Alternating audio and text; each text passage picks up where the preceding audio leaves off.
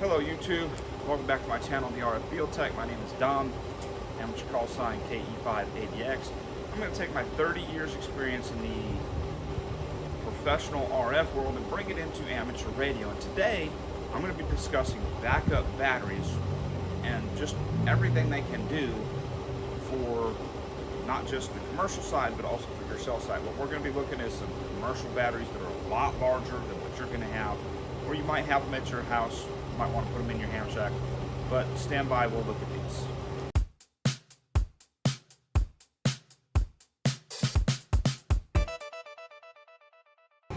So today my job is to come out and commission these batteries.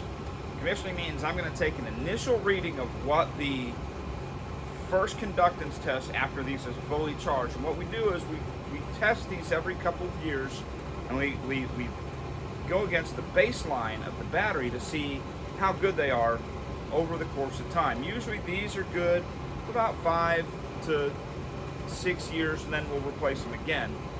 But this is on a full commercial site with 100% duty cycle. Your ham shack may not have that, but you still want to test these every couple of years. And when you get a new battery, you might want to test it, charge it up fully, test it, store those results somewhere so that you can come back later down the line, test them again, and see how well they're still doing, whether they're still good, whether you might need to look at replacing them. It's just a good practice to come in and test these. So I'm going to come in. I've got a test set. This is for you can buy these. This one's kind of expensive. I think it's like $30,000, but you can buy a general test set at AutoZone or O'Reilly or something that'll do this. That'll test the batteries, and it'll tell you how good it is, and you can test them over time, and it'll tell you how they're doing. So what I have here is a Midtronic Cellotron Advantage test set, and this will do. It'll test generator start batteries. It'll test these. It gives you reports. It does a quick test. You can skip since these are in series, so they're 48 volt batteries. But this will do all of that stuff. And what I'm going to do, I'm going to walk through how to set this up. So I got to get some information from behind me first. Let's see where it's at. There we go. And I dropped my logbook and all kinds of stuff. That's all right. So the first thing is I power it on. And because I just used this yesterday at another site, I'm going to go through the menu over to the data manager, and I am going to delete all of the saved information. That's so I can get fresh information off of these batteries and these batteries only, and I don't have to figure out which ones I'm testing and all that. Several ways you can do this. There is software that you can program on your computer and then upload it, or you can do it by hand, which is just as easy. Of course, I've been doing this a couple years. Software may be the way you want to go, might be a little bit quicker for you, but a lot of times, if I have the printer, I can I can connect up here and print off the results. I can export it on USB here. Let me get in closer so you might be able to see that. So here is for the printer, here is for USB. That's the power. I will have to charge this when I'm done. But then what I'll do, and I'm not going to be in this shop for this. I'm going to come here to the battery test. I'm going to do a new test because I'm setting up a new test. So I got to put in this information. I'm going to change this to numbers so it's not letters. We do it by the site location ID.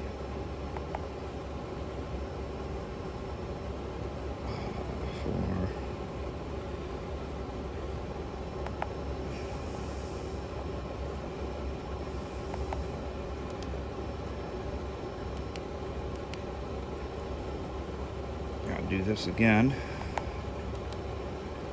and then I only have 2 strings of batteries to I forgot to change it. Didn't do it. There we go.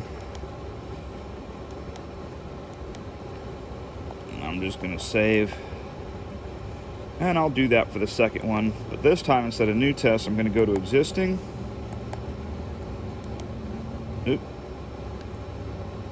Edit it, add a string.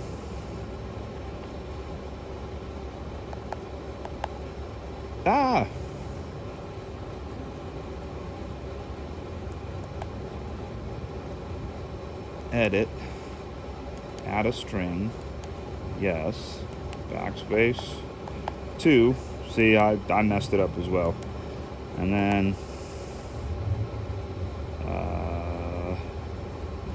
there we go, save and exit. So now this is set up, ready to go, ready to test.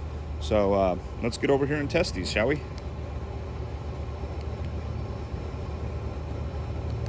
So I'm not in this initial shot, but you can see I'm only going to test these batteries for you because testing the other ones is going to be pretty much the same thing. And this is pretty quick. It'll give me a baseline. Now what I want to do first is I want to come up here and I actually want to turn the breakers off to the batteries.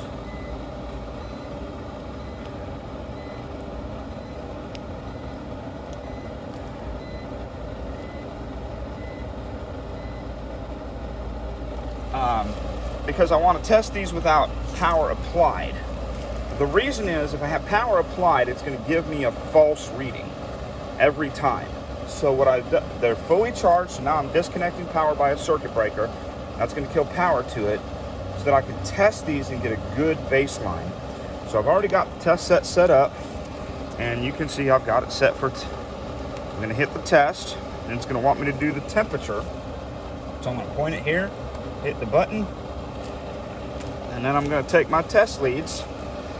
I'm going to test from left to right, and I'm going to do them each set, and you might be able to hear it as it tests.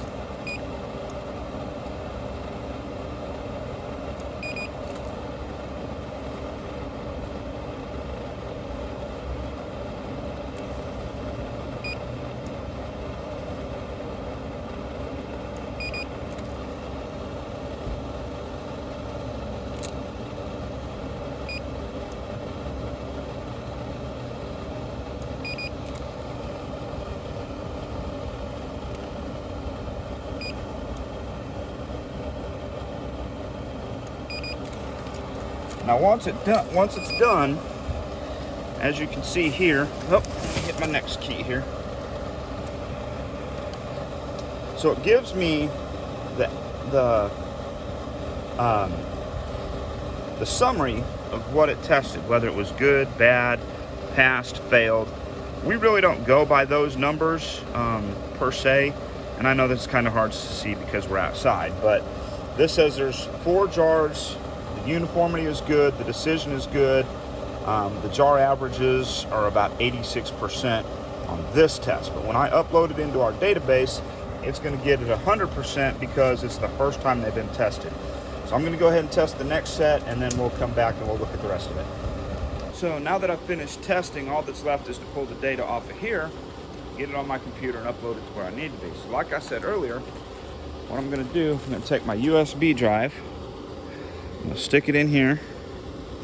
I'm going to go over here to the data manager. There we go. I'm going to export, measurement, all tests, and you can see and now it's done. So I can shut this off, pull this out. So that's commissioning the batteries at a commercial site, what it looks like, what you need to do. And, you know, like I said, you can go to AutoZone, Best Buy, whatever, or not Best Buy, AutoZone or O'Reilly, and you can buy a battery tester. Because I think it's a good thing to put it under a load to see how good it still is. That's basically what we do here is we put it under a load. The test set puts it under a load to tell how good it is. And we'll monitor that every couple of years. You might want to do it every year. That's up to you. 170 amp hour, if that's what you want for your house. These things are quite expensive. I think they're like $800 or $900 a piece, and they weigh about 130 pounds. So, sorry about that. I've got allergies and asthma kicking up. But, hey, this is another video for y'all on batteries, how to test them, what to look for, where you can get your own test set. And if you have your own test set, it could be good because you can test the batteries in your cars as well to make sure they're still good, and you'll know when to replace them when it comes up, marginal or failed. If it's marginal, go ahead and yank that thing out and replace it. Same thing with your batteries for your ham stuff. If they're marginal, go ahead and replace them. Maybe 4, 5, 6 years. You never know. Hey, if you like this video, hit that thumbs up for like, subscribe, let your friends know that this is out there.